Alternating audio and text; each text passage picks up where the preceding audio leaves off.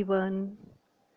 Students, आज हम कक्षा 4 शिखर हिंदी की पाठ्य पुस्तक में से कविता पेड़ पाठ 6 का अध्ययन करेंगे। इसके रचनाकार हैं श्री द्वारिका प्रसाद माहेश्वरी जी। बच्चों, इस कविता को पढ़ने से पहले हम इस पाठ की भूमिका को पढ़ते हैं। पेड़ पौधे स्वयं धूप, सर्दी, बरसात झेलते हुए हमारे जीवन को आरामदायक बनाते हैं। पेड़ पौधों का जीवन शुरू से लेकर अंत तक त्याग की भावना सिखाता है। प्रस्तुत कविता में बताया गया है कि अगर पेड़ पौधे नहीं होंगे तो जिंदगी का आगे बढ़ना दूभर हो जाएगा। तो आइए इस कविता को शुरू करते हैं। पेड़ सहकर धूप खुद, देते सभी को छां अपनी, मदद करने को बढ़ाते डालियों सी बाह अपनी, खींचते रहते निरंतर ये हवा गंदी हमारी, है हमें मिलती इन्हीं से प्राणवायु विशुद्ध सारी। इन पंक्तियों के माध्यम से कवि कहना चाह रहे हैं कि जो पेड़ हैं वो खुद तो धूप सहते हैं और हमें क्या देते हैं? छाया। यहाँ पर छां का अर्थ होता है छाया। वो खुद धूप में खड़े रहते हैं और हमें छाया देते हैं।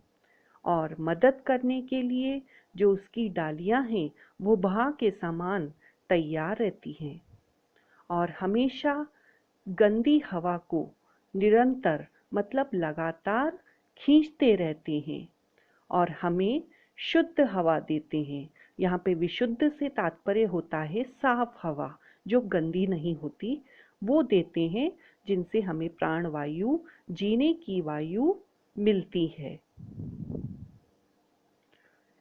सींचते धरती हमारी, बादलों को भी बुलाते, जल बरसता खेत उपवन, वन सभी हैं लहलहाते, जाएं उनको काटते ही तो मिलेगी छां कैसे, मदद करने को बढ़ेगी डालियों की बाह कैसे। इन दूसरी पंक्तियों में कवि कहते हैं कि जो पेड़ होते हैं वो हमारी धरती को सींचते हैं और बादलों को भी बुलाते हैं।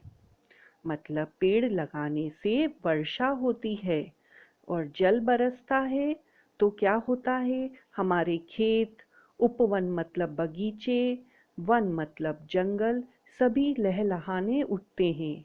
यहाँ पर लहलहाने से आशय है हरे भरे हो जाते हैं। जब वर्षा होती है तो हमारे आसपास क्या होता है? जितने भी पेड़ होते हैं, खेत, जंगल, सब जगह पे हरियाली छा जाती है। जाएं उनको काटते ही तो मिलेगी छां कैसे। अगर हम पेड़ों को काट दें तो क्या होगा? हमें छाया कैसे मिलेगी? मदद करने को बढ़ेगी डालियों की बाह कैसे, और वो फिर हमारी मदद कैसे करेंगे? क्योंकि हमारा जीवन पेड़ पौधों पे ही तो निर्भर रहता है। उसके बिना हमारा जीवन नीरस है। इसी से हमें शुद्ध हवा मतलब ऑक्सीजन मिलती है, जिससे हमारी जिंदगी चलती है। इसलिए हमें पेड़ नहीं काटने चाहिए। और लेंगे सांस फिर भी तो प्राणवायु कहाँ मिलेगी? प्राणवायु नहीं मिली तो जिंदगी कैसे चलेगी?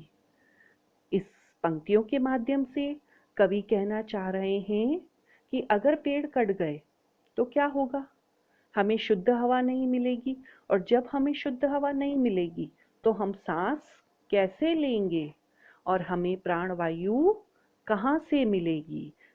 प्राणवायु नहीं मिली तो जिंदगी कैसे चलेगी? और अगर हमें प्राणवायु नहीं मिलेगी तो क्या होगा?